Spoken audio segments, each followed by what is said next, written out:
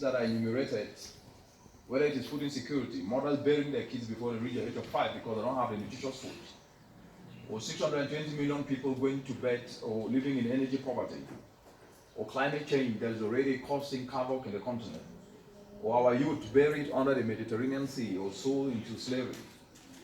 These challenges exist alongside a continent that is destitute by all accounts. And as I mentioned, if you look at the continent, it is endowed with both renewable and non-renewable. You talk of gold, you talk of platinum, you talk of cobalt, diamond, everything that contributes to the telecommunication industries. I believe that all of us sitting here today have a cell phone.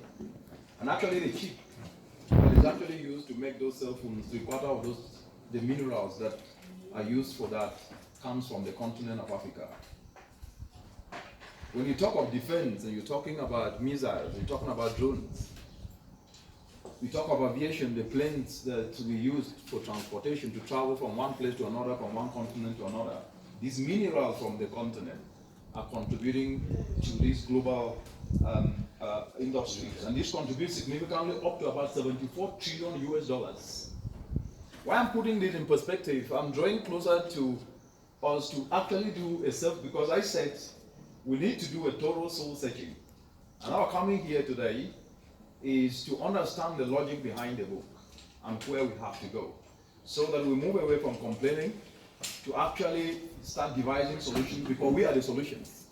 The solutions are not elsewhere, they're actually within us.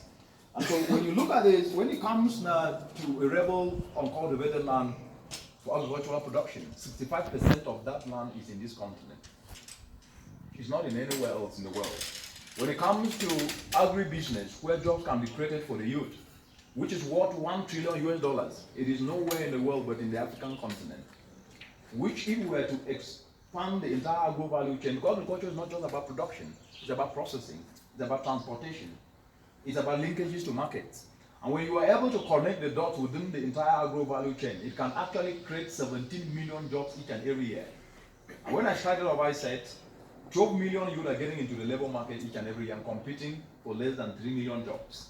Which means if you are to expand the entire agro value chain, you'll be producing so many jobs that you will not even have people to get into. But why do we still have 65% of the youth unemployed?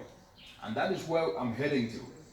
When you look at all these challenges, you start then to see that the way that these issues have been solved before cannot be the same. And the soul searching that we need to do becomes very glaring. The soul searching leads us to one state of being.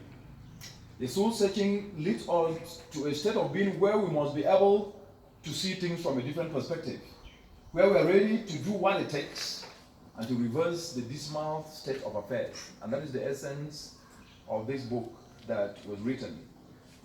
Because for quite so long, Africa have focused on physical resources rather than on the people. And the intent of the book was the biggest sovereign capital of the African continent is not in the minerals. It is not in the minerals, it is not in the oil. It is actually its people, its citizens. And taking focus from the minerals to focus on the people, to leverage on their strengths, their skills, their talents, is the biggest wealth that we have as a continent, which is what I call sovereign capital, as you will see in the book. But more importantly, when the soul searching is done, it leads us to one conclusion. What the book tells us, it leads us to one conclusion, that Africa's prioritization of material and financial resources over human capital, Africa's prioritization of pricing how deep someone's pockets are instead of the value that expands, is what has been costing the continent for the past so many years that you will see in the book. If you look what I said, in 2000, Africa was a hopeless continent. In 2010, Africa was rising. The rising Africa then was not its people. It was because of commodity prices, which as a result of that, the GDP of the continent increased. But as we're speaking today, Africa is limping and nobody is talking about it. Africa is actually limping. You know how to limp. It's limping. Sure. And no one is talking about it. What does that tell us? There is something fundamentally wrong. And that was why the book came out to correct. The focus should be on the people and not on minerals. The focus should be on the people and not on physical resources. And as a result of that, we can be able to actually try to drive transformational change.